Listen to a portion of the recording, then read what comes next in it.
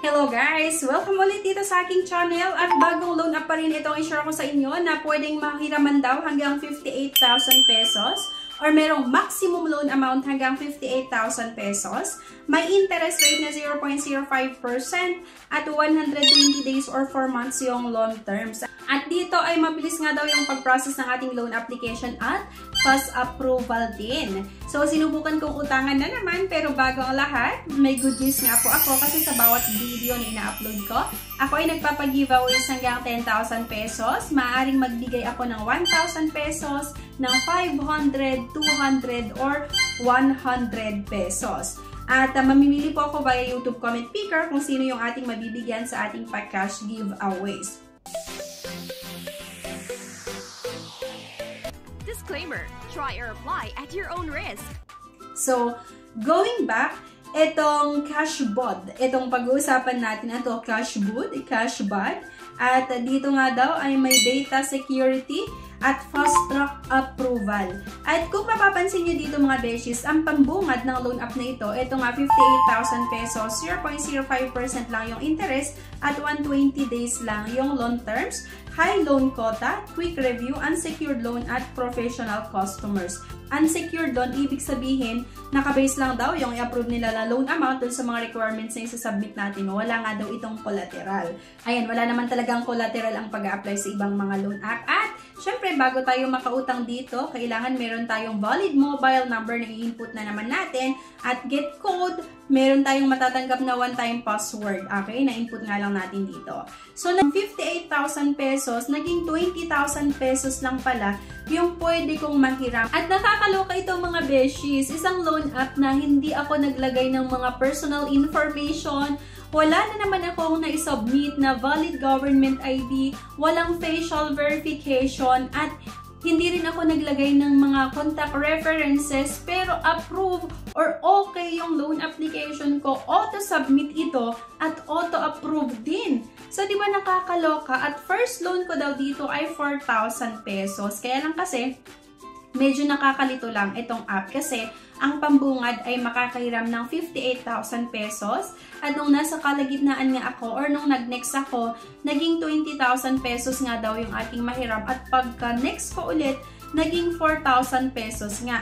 At nakakaloka pa nga ito kasi wala akong sinagutan ng mga personal information, walang authentication. Ay agad-agad, okay nga daw yung loan application ko na pwede akong makihiram hanggang 4,000 pesos at merong mga breakdown ito mga beshies. So, doon sa 4,000 pesos, bali ang matatanggap ko lang ay 2,400.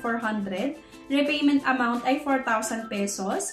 Meron nga itong processing fee na 1,334, total interest fee na 26 pesos, at risk control service fee na 240 pesos.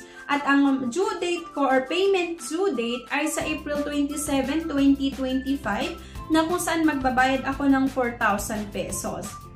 So nakakaloka kasi yung malaking amount na pambungad ng loan app na ito na pwedeng utangin ay hindi pala totoo kasi sa dulo nga ng aking loan application ay naging 4,000 pesos lang. And then, yung mahabang loan terms na halos nasa 3 to 4 months na pambungad nga ng loan app na ito ay naging 7 days lang pala. At kung tutuusin, hindi pa 7 days yung loan terms mga beshies kasi approve nga ako ng April 21. Dapat ang pag-start ng pag-count ay April 22 or next day nung na-approvehan yung loan application ko. So, dapat April 21, 22, 23, 24, 25, 26, at 27. 6 days lang talaga. Pero kasi ang ginagawa ng mga loan app na ito ay sinasama nila yung date or yung time na na-approvehan ako. So, parang 21, 22, 23, 24, 25 hanggang April 26 and April 27. Kaya naging 7 days. Pero, kung tutusin, 6 days lang talaga ito. At 4,000 pesos nga lang yung pwede kong utangin dito. Hindi pa ito matatanggap ng buo. Kasi nga, ang matatanggap ko lang ay 2,400 pesos dahil sa iba't ibang mga charges na ikakaltas muna nila at kung ano yung matitira, yun yung ipapadala. So, itong processing fee nga ay 1,334, total interest fee 26, risk control service fee ay 240 pesos. Disbursal amount or yung loan proceeds na ipapadala ay 2,400 lang. Itong CashBud, isang pautangan online na naman na hindi maganda i-consider utangan. Okay? So, kung nakita nyo yung odds nito na sa tingin mo parang okay siya, sana makatulong nga yung video natin or itong honest review ko para makapag-decide ka kung utangan mo pa ba or hindi.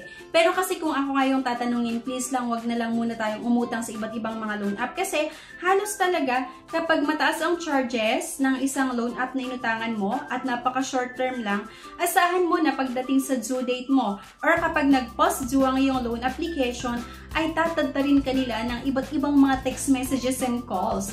At minsan pa nga nagbibigay yan ng time limit, okay? Like, kailangan mong magbayad bago mag 12 o'clock PM or bago mag 1 o'clock PM or bago mag 3 PM, mag 3 o'clock PM, kailangan mong magbayad kasi kapag hindi ka nakakabayad, may message namin yung mga nasa personal references mo or ipopost namin yung picture mo or yung government ID mo sa social media.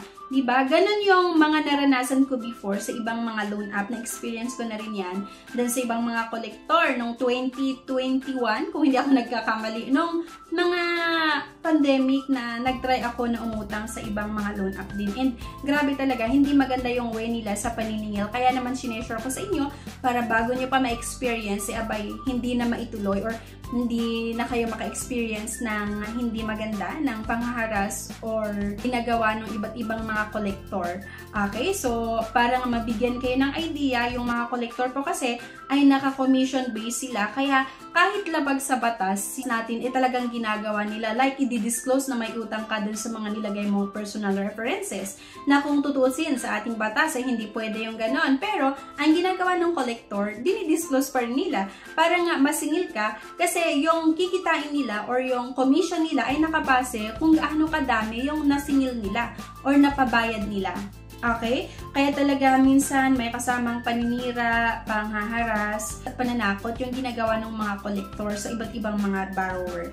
Kaya naman, sana makatulong yung video na ito sa inyo. I mean, though hindi ko naman sinasabi na itong cashbot, yung ganun maningil na collector kasi wala pa akong experience. Pero, sinare ko lang din sa inyo yung mga na-experience ko sa ibang mga loan app para magkaroon lang din kayo ng idea na yun yung possible na ma-experience nyo kapag umutang kayo sa iba't ibang mga nagsisilabasang loan app na may matataas na charges, napaka short term lang at mababa lang yung pinapahiram sa first loan. Okay?